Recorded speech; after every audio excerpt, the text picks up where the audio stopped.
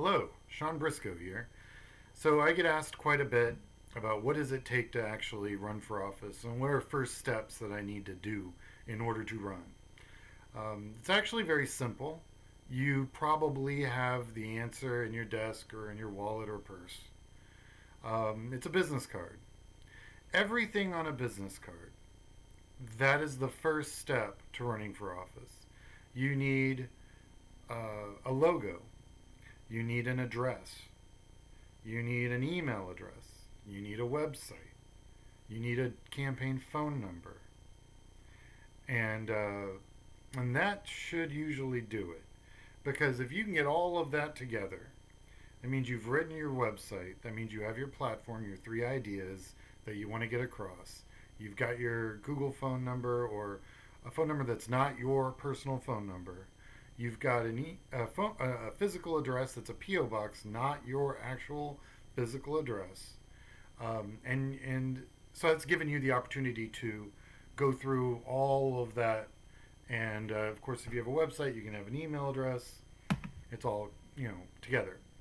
So once you've got that, and you'll probably end up spending, depending on how unique or not, unfortunately, not unique your domain may be, your domain will probably be the most expensive part of the entire process. Getting a P.O. box really isn't a big deal. You just really need one that can handle mail. You don't need anything for packages or anything because you'll have those. Like if you do some real printing, that'll all be either delivered to your mail house or usually the print shop and the mail house are one thing, which saves a lot of trouble.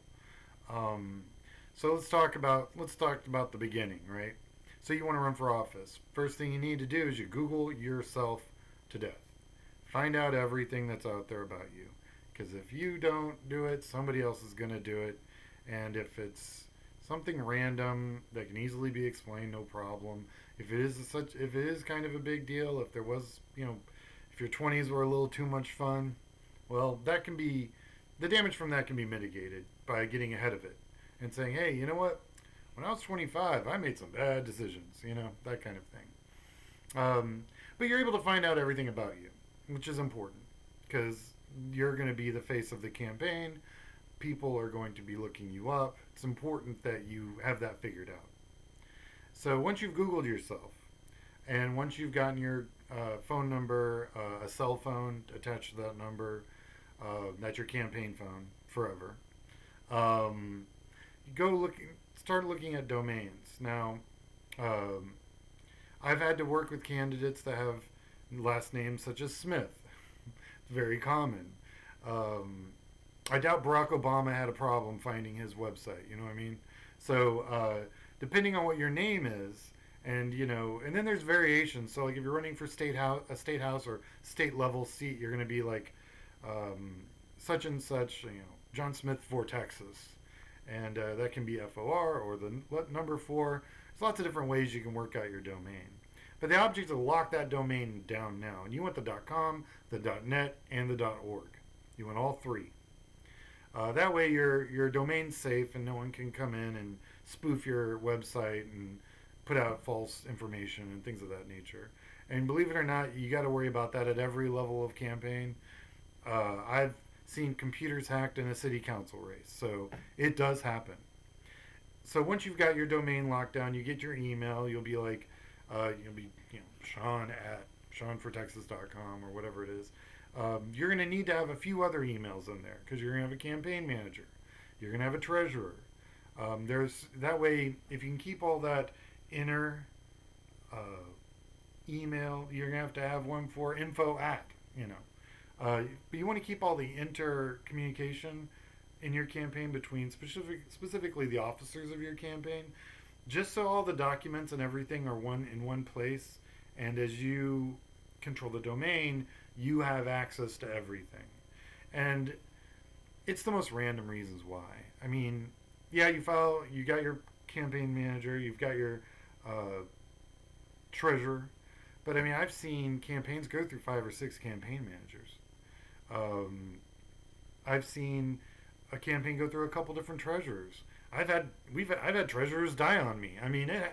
stuff happens. You just got to be ready for it. So you're going to want to have that treasurer have access to all of the previous treasurer documents because it's your campaign finance reports and your different donations and various different, just all the paperwork that you need to keep track of. And if you have a new treasurer that comes in, you're going to want to have that treasurer to have all the information in one place. It's super important. Uh, whenever in congressional races, honestly, I spend a lot of my time doing events and messaging and making sure the canvas is going great and all that stuff. But I'll sit down with the treasurer and, like a fine tooth comb, go through that finance report. Um, you don't want to be flagged. I mean, it's not to death to the campaign, believe me. I mean, we've got candidates out there that have done terrible things with their finance reports, and there's just like a slap on the wrist and they move on. But you don't want to be one of those. It's just more drama and noise and trouble, and it's not worth it. Just get the numbers in correctly. And honestly, what I would do is I would do it by the week. Just so that way, when the filing deadline comes up, you're not just flooded with, oh my God, we got to somehow, you know, put all these checks, these hard copy checks, and scan them and get them all in and do all the paperwork, make sure all the numbers match up, and make sure they were all put in the right account. You don't want to be dealing with all that, plus the filing deadlines just barreling down on you. That's not something you want to do. So, yeah, you're going to want to just keep up with it. It's almost like bouncing a checkbook at the end of the week or at the end of the month. You just want to keep it up because there'll be that much less work that you're going to have to do. And as campaigns generally, when they fundraise, they go up as it gets closer to the deadline, right? We have to meet our goals, meet our goals, meet our goals. Well, as it gets closer to that deadline, you're going to have a lot more paperwork to process and more checks to process, and your accounting needs to be tight. So you don't want to leave all that to the end when you end up just, really under the gun. So we, that's what I tend to do. I tend to find a treasurer that's willing to keep up the dailies, and then what we'll do is we'll end up sitting down and going through the entire uh, election finance report filing cycle, from that the first of that month all the way to the end of this next month, and make sure that everything, all the numbers add up and all the expenditures were correct, and these are the vendors that we use, and we have the addresses for everyone that gave us money, because you got to have that information. If you're doing federal races, you have to have an employer and an occupation, things of that nature.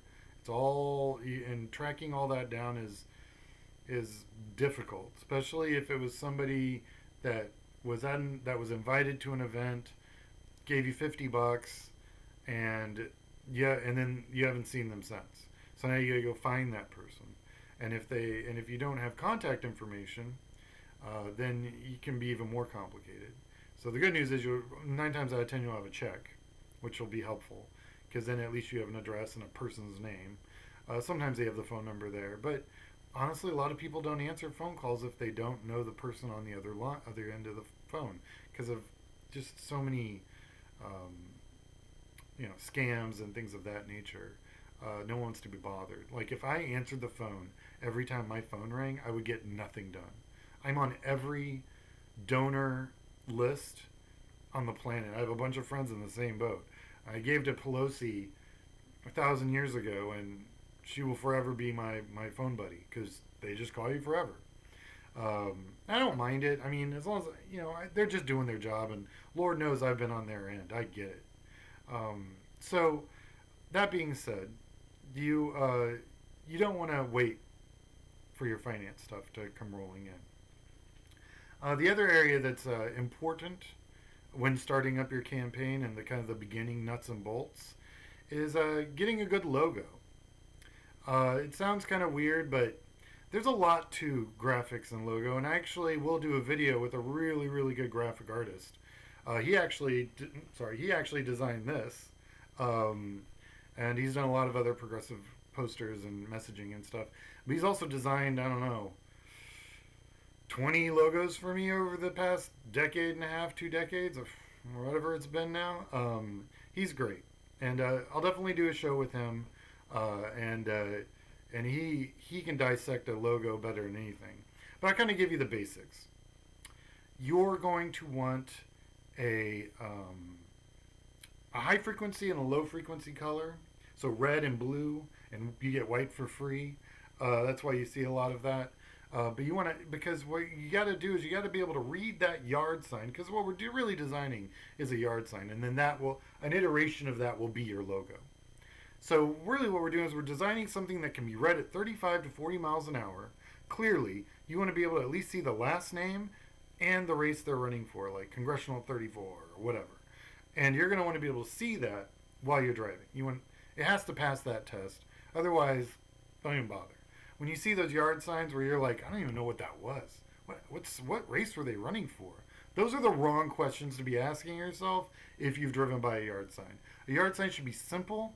It should be clean, and effectively just do what it needs to do.